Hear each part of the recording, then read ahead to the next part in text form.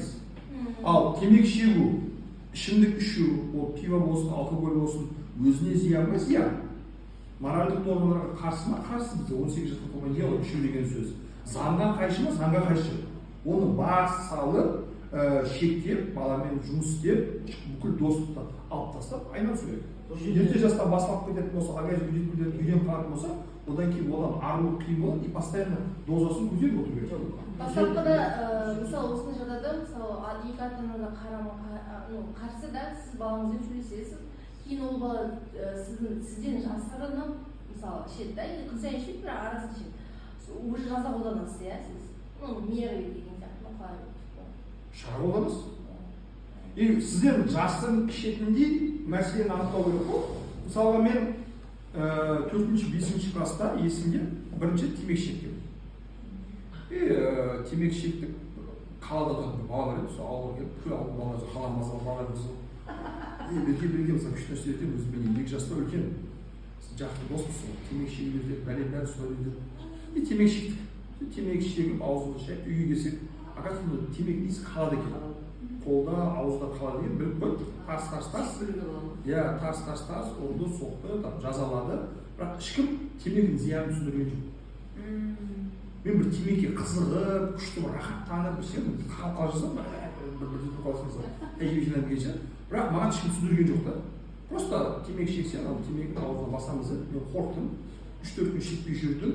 Одан кейін досыммен қайтадан кездескен кезде, қошымның өткенде тапалса, әбден таяқ жедім, енді білдіртпей шегейік дедім. Потому что маған шекпеу керектігін түсіндірген жоқ. Зияндығын түсіндірген жоқ. Түсіндірген жоқ. Денсаулыққа. Просто таяқ жесең все, а мен ол керек емес, өзім үлкендер бәрі темекі шегеді, в чем проблема там деген. И уже біз келесі опыт жинап алғанбыз, темекі шегіп аламыз, аузымызды шаямыз, ағызды шайнаймыз.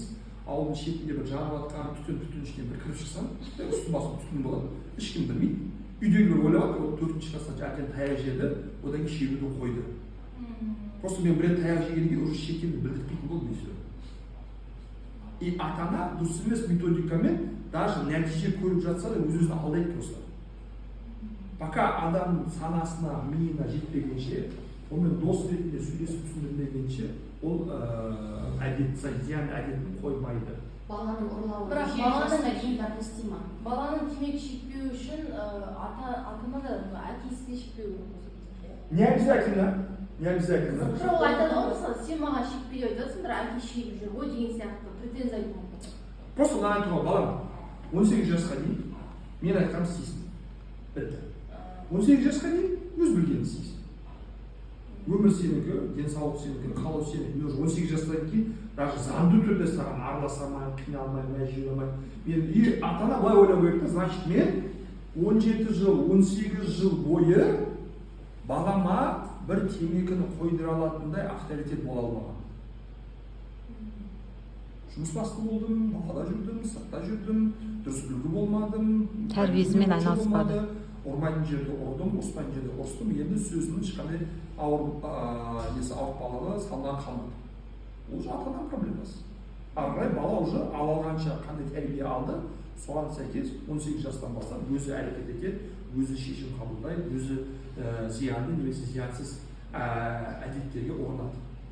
Біз мысалы 18 жасқа мен құдайға шүкір, 18 жасқа мен уже ақыл есім тоқтап как-то бір зос болып келдім.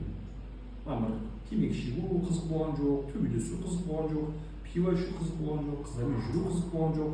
Сабақ оқыдым, университетте жұмыс істедім, дебаттарға қатыстым, проекттермен айналыстым, өте бір мақсаттарым бар еді, бір жобаларым бар еді, сонымен ұнап жүрдім. Темекі шегіп, арақ ішіп жүру бір бос нәрсе сияқты көрінеді. Дәмі де жаман, иісі де жаман, не кайф деп түсінбейтін. Сен 18 жасқа дейін беріп жатқан сен бересің, ары қарай уже менде қадағалап жатқан ата-ана матында ешкім жоқ, сен уже саған басқа өмірмен біргесің. Поэтому басынан бастап бала тәрбиесіне көңіл бөліп, жақсы тәрбие беру өте маңызды.